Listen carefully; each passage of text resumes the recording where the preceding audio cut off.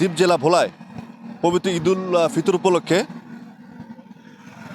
যে সমস্ত মানুষ ঘরে ফিরেছে, নারীর টানে ঘরে ফিরেছে, তারা এখন তাদের নিজ নিজ কর্মস্থলে ফিরতে শুরু করেছে।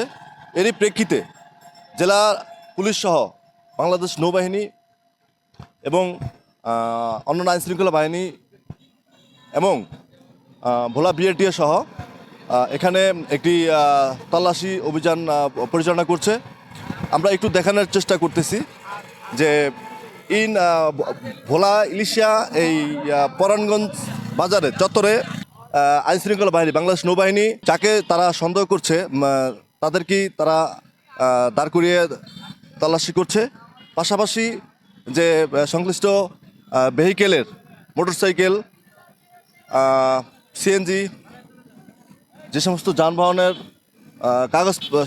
কাগজপত্র তারা মনে করছেন যে তারা চেক করবেন, দাঁড় করিয়ে তারা তাদের কার্যক্রম চালিয়ে যাচ্ছে।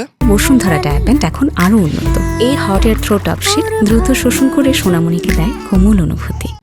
আমি একটা বিষয় জানিয়ে রাখি যে ইন 8 সিভিল পাওয়ার আওতায় বাংলাদেশ নৌবাহিনী এবং ভোলা জেলা পুলিশ এবং ভোলা বিআরটিএ সহ একটি যৌথ টহল ও তল্লাশি চেকপোস্ট বসিয়ে নিরাপত্তামূলক কার্যক্রম তারা এখানে করছে।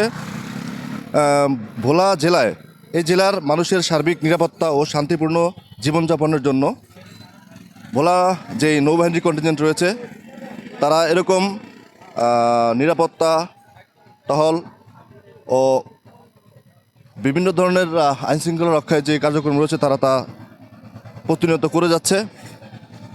আমি আপনাদেরকে একটু বলে রাখি, বাংলাদেশ নৌবাহিনী যেই তল্লাশি কার্যক্রমটা এখানে পরিচালিত করছে এছাড়াও অস্ত্র, মাদক, জাল এবং মা ইলিশ সংরক্ষণ, জাটকা নিধন প্রতিরোধের মতো গুরুত্বপূর্ণ বিভিন্ন অভিযান পরিচালনা করে আসছে।